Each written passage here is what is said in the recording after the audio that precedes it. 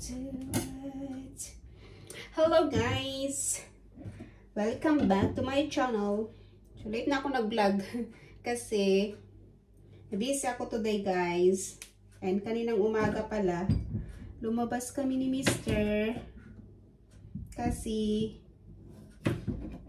pumunta kami sa tindahan kaninang umaga. Bumili kami ng bumili ako ng aking book na kailangan ko sa school. So bumili kami ng tatlong book, isa sa kanya, dalawa sa akin, isa sa kanya. Kasi kailangan din niya sa school yung notebook. So bumili na rin ng para sa kanya. Tapos maganda yung weather ngayon nung lumabas kami guys. Maganda yung weather. Hindi kagaya nung pumunta kami sa school. Umuulan. Sabi ko, ba't ngayon pa hindi umulan? Kaya yun, lumabas kami kanina kasi maganda yung weather. And then, gagawa pala ako ng cucumber pickles. May dalawa akong malalaking pipino dito. Oh. Fresh na fresh, binili namin. Tapos, etong tawag nito, marinated na ginawa ng asawa ko. Marinated ba to? Basta, ewan tawag dito. Gumawa ng asawa ko yung sugar. And then, may sugar, water, little bit water. And then, vinegar. And then, pepper. And what is the small one? Mustard seeds daw sabi niya. So, mayroon siyang dalawang boteng ganito na malalaki na na ginawa. Pero ang ginawa niya guys, binold niya itong pagbabaran. Binold niya. Sabi ko, wag mo nang i-bold, gusto niyang i-bold. So, hihiwain ko to and then natin guys, gagawin nating pickles. Parang siya, zucchini ba yun? Parang siyang zucchini. Ang laki-laki talaga. Kaya ito yung, manipis lang ba? Or dapat manipis lang pala. Manipis. So guys, papasok na ako sa school. Magiging busy na. Tapos, yun nga. Yung pag-transport ng bus kasi meron palang meron palang bus na dumadaan dun sa school na dun sa papasokang school, dun sa school binasban yun guys kasi parehas kami ng location ng school pero sa kanya dun sa sa likod ng building namin, ng building na mapapasukan ko. Pero dati, doon daw sila, pero lumipat lang sila ng building. Parang malalaki yata yung hiwa. Tama ba yung hiwa ko? Kasi kalalaki. Ang sarap nito, grabe. So yun nga, sa Monday,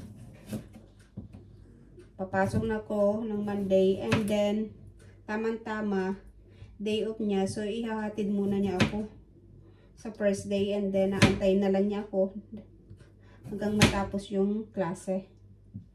Ayun. So yun na nga guys, na-discover namin na meron palang bus din na dumadaan dun sa harapan ng school. Kasi nung pumunta kami ng isang araw, ang ginawa namin, naglakad kami mula sa bus terminal and then nilakad namin hanggang sa school. Kahit umuulan guys, nilakad namin as van. Tapos yun, namin na may bus pala. Yung mga city buses. Yun. May bus palang paikot-ikot din sa city. Pero yung kulay, yung blue, hindi yung yellow. Kasi yung yellow, yun yung mga travel bus, yung malalayuan. Kagaya dito sa amin, malayo dun. Malayo, kaya yung yellow ang sinasakyan namin. So, na-discover namin na nga, may bus palang ganon. So, sabi ni asawa, check ko daw kung anong bus.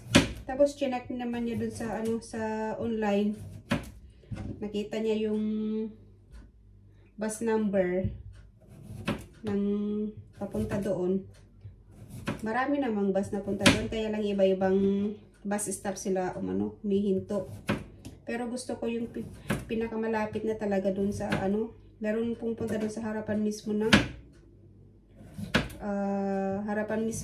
ano ng school. Tapos meron din pala yung papunta, yung bus galing dito sa amin, guys. Yung bus galing dito sa amin, meron din palang dumediretso din sa school. Yung parang yun yung last stop nila. Dumediretso sila doon. So pwede pala ako from dito sa amin sakay dito, tapos diretso na sa school. Pero mag-aantay lang konti dun sa bus terminal kasi baka may sasakay. And then,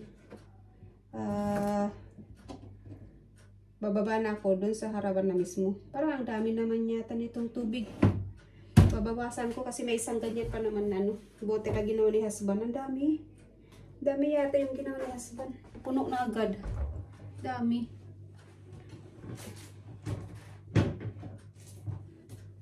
So, bawasan natin kasi sobrang dami na. Or tama lang siya. Napuno na eh. Anis.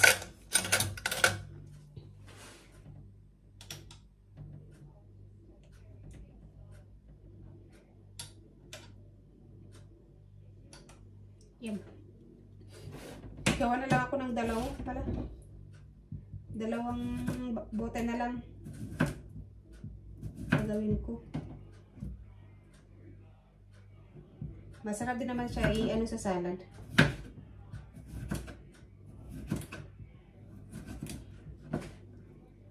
Yung bagong dating kasi ako dito, guys, meron na siyang ganito si husband na ginawa. Tapos na gustuhan ko, kaya sabi ko gawa ka uli. Ala, napuno na. Tingnan niyo. Oh, napuno na siya. So babawasan ko yung dami. Yung sauce niyan mamaya. Hiwain muna natin yung isa.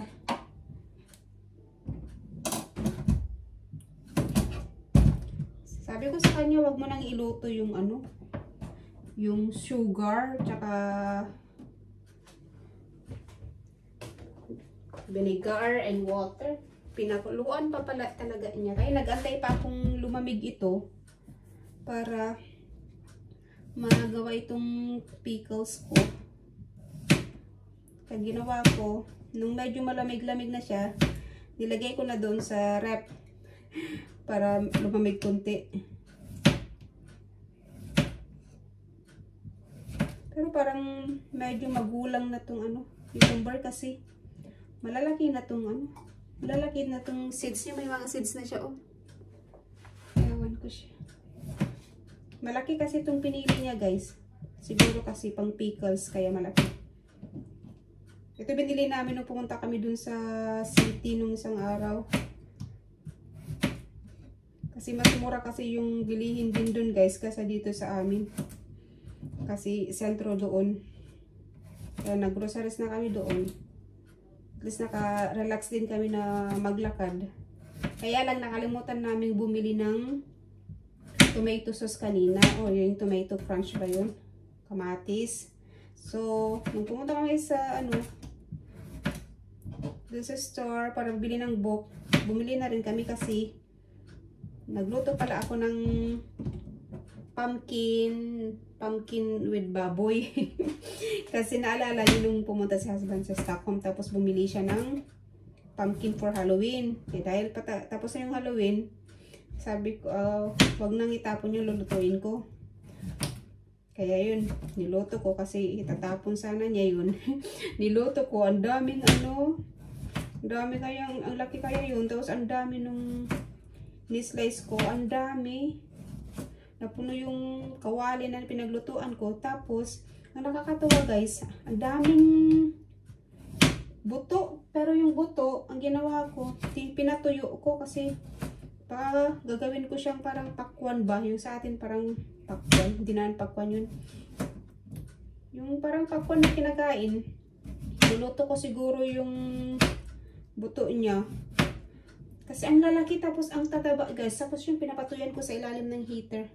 Papakita ko sa inyo. Kasi gusto kong lutuin. Sayang naman kung itapon. Kasi ang dami talagang guys. Ang dami talaga niyang buto. Ang lalaki pa. Kaya nagulat ako nung niluto ko kanina yung pumpkin. Sabi ko lang, ang liit-liit na pumpkin te, pero ang dami. Ang dami niyang buto. Kaya sabi ko, ito siguro yung klase ng pumpkin na ginagawa nila para sa pumpkin seed, yung roasted pumpkin seed na binebenta sa mga tindahan. Yun siguro yung ginagamit nila. Kasi nagulat ako, ang laki-laki talaga ng mga buto niya. Ang dami pa. Ang liit-liit lang yun.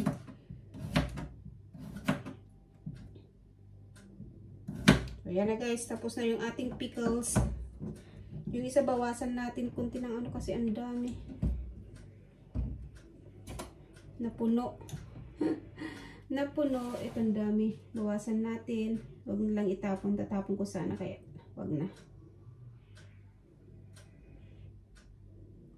So, yan. Meron na akong pickles. Ay, ang bigat.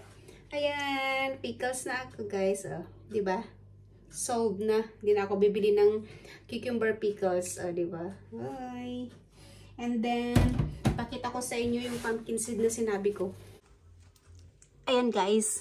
Dahil may heater dito yung heater sa kusina. Nilagay ko dito yung pumpkin para matuyo siya. Oh, yung pumpkin seed. Tingnan nyo, ang lalaki ng buto, as in, oh. Ang lalaki niya, tapos, ang tataba niya talaga, grabe, oh. Tingnan guys, oh. Ang tataba talaga niya, oh, lulusog. Kaya sabi ko, nasayangan akong itapon. Sabi ko, iro-roasted ko nga to, para pwedeng kainin. Kasi, oh, tingnan nyo siya, guys, oh. Kasi bumibili kasi ako ng mga pumpkin seed or pakwan, sunflower seed na kinakain ko pag nanonood ng TV. So mag-experiment siguro ako para lutuin din ito. So, yan na guys. That's the vlog for today. Thanks for watching again. See you in my next vlog. Bye!